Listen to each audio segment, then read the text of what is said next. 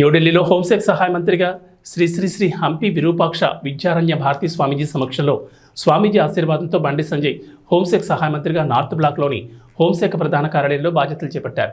ఈ కార్యక్రమంలో కేంద్ర హోంశాఖ సహాయ మంత్రి యు నిత్యానంద రాయ్, కార్యదర్శి అజయ్ బలా తదితరులు పాల్గొన్నారు.